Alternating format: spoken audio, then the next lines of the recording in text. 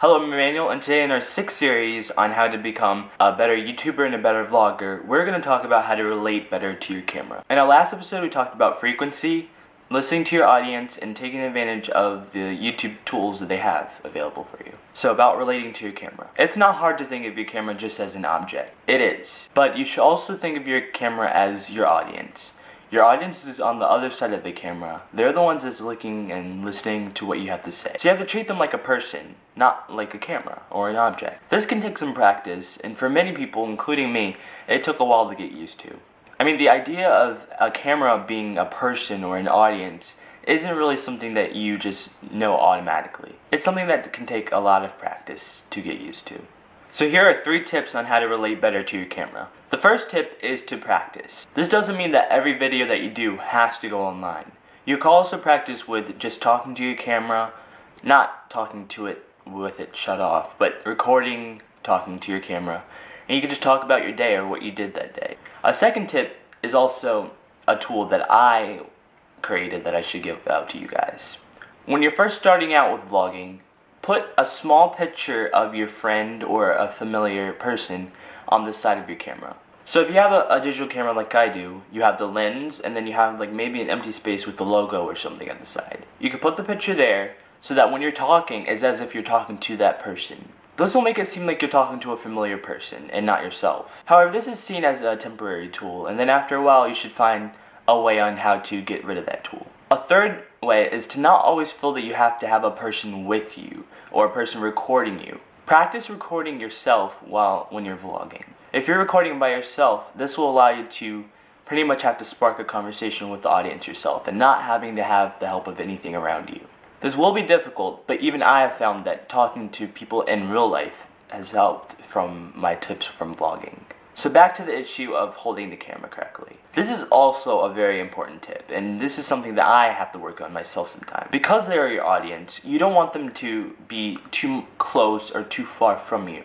It should be a perfect distance. Because we all know this is too close, and this is just way too far. So there are 3 things you should remember about self-vlogging: reach, distance, and frame. Reach, it involves making sure that you have a comfortable position while vlogging. Distance means that it's not too close, not too far. Frame means that you're in the frame. It's simple as that. Meaning just your eyes aren't being shown, or your lips, just right. So I know it's going to be a lot easier to show you if I have some gadgets right in my hand to show you with. So I have an iPhone, a camera, and a larger camera. This can also work for tips for DSLRs. And surprisingly, they all have special tips that they require. Now with the iPhone, this is a special tip because the rounded edges make it hard to have a good grip. In addition, you have a touch screen, so when you're starting recording, it's kind of hard to find where you're going to select. So as you see from opening the camera selection, we're open to this. Now without the help of my viewfinder right here, I would not have known to click right here to record. A common mistake is to accidentally cover the frame with your pinky, and sometimes you won't know if you're holding it like this and not able to see the screen. So make sure that all hands and fingers are outside of the frame. Make sure that you keep it at a good distance. With an iPhone, because of the reach of our arms, we know that our arms aren't too long, too short. We don't really have to worry about frame or distance. Just make sure that you keep it as far as possible. And then start talking. With an iPhone, there are also special considerations that you have to take into place. The audio quality isn't as good as a digital camera, and especially not as good as an external microphone or a DSLR.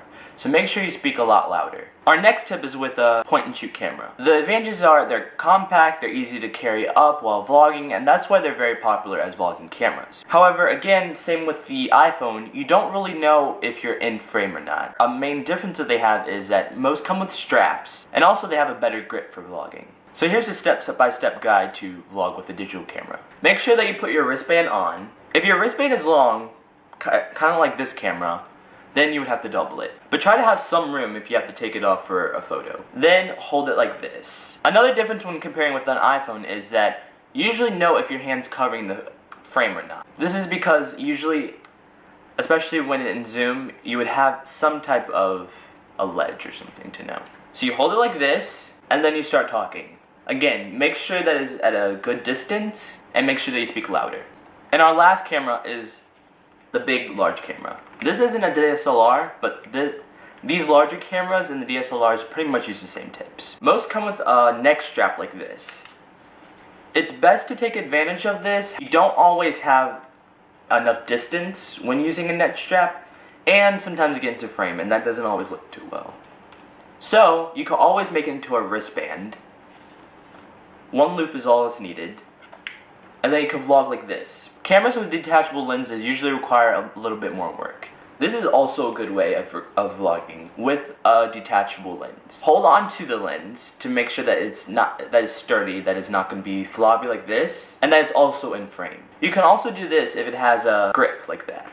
And then you just talk. Luckily, DSLRs are more likely to have a flippable screen. There are also some digital cameras that have swivel screens. If you want to know some recommended swivel screen digital cameras, comment below and I'll reply. So that's the end of our episode for today for relating to your camera. Tomorrow we will talk about studio setup. Thanks for watching. Bye.